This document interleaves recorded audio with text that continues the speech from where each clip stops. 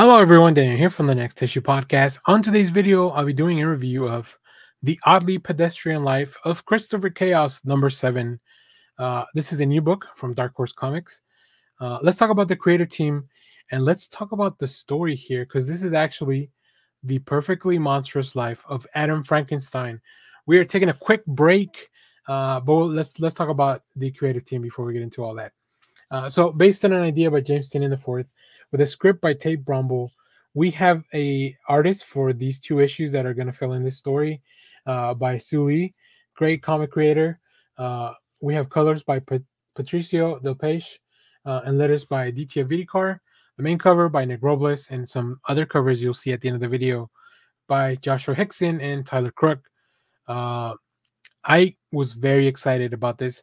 So I've been following this book very closely. I noticed that there was going to be, after the 6th issue, there was going to be a change in creative team. Not creative team, but we were going to have a different artist. And Soo Lee is an artist that I've been following as well. If you haven't read the Dynamite series that she worked on for Maleficent, I highly recommend and highly encourage you to do that. So the work on that really made me excited for the work on this series, because I think, as you'll hear in the synopsis, this is kind of a twist on a classic tale. So in this issue, comics creator Soo Lee takes the reins of the art duties in this brand new 2-part character arc that takes a look back at the perfectly monstrous life of the heroic Adam Frankenstein, as he finally decides to pen his life story in this somewhat unofficial adaptation of Mary Shelley's Frankenstein, but with a very Christopher Chaos take on it.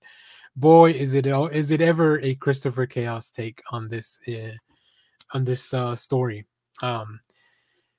I loved it. It's kind of like, it has all the things you love from a classic, from classic Mary Shelley Frankenstein story. It has all the cool things you love about Christopher Chaos.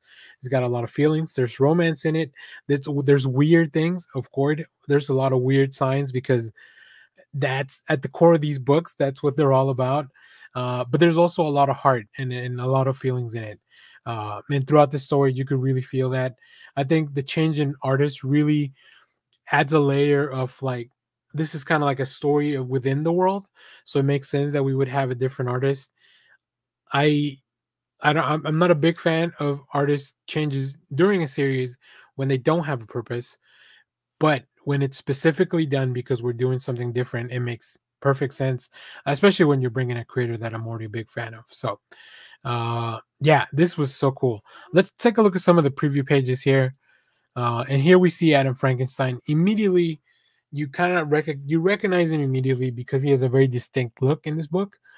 So I think that Soo Lee made just a great effort to, make sure that the characters were recognizable, but also keeping in our own style.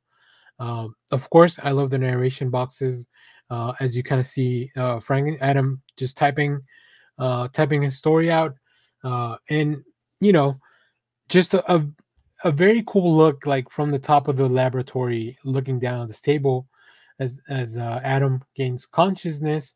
But from there, the story takes a twist that you probably have not seen or read. Right? We get to meet the creator. We get to meet the Victor Frankenstein of this world. And as much as likable as he seems as the story begins, the more you learn about this world, the more you learn about him, the more you learn about his life. I think that's where things really take a turn. So this was a really engaging story from beginning to end, and I really loved it. It was just this is probably one of my favorite ongoings over at Dark Horse, and I'm glad that we as the readers and the creative team is taking the time to give us these little character arcs for the characters that they have created for this story. There's also some kick-ass covers, specifically if you're a fan of the Frankenstein mythology. I think you'll see a lot of really cool stuff. And like I said, this story really revolves all around the heart, and I think Nick Robles really captured that in the main cover. So yeah, kick-ass. I can't wait for part 2 of this. So if you have read this book, let me know what you thought about it down in the comments. As always, thank you for watching, everyone. Remember to share, like, subscribe, hit the bell so you know when we go live. That is most Saturdays, 10 a.m. Central Standard Time. Stay tuned. We have more comic reviews, trailer reactions, TV recaps, all that fun stuff in the channel. Thanks for watching, everyone. Bye bye.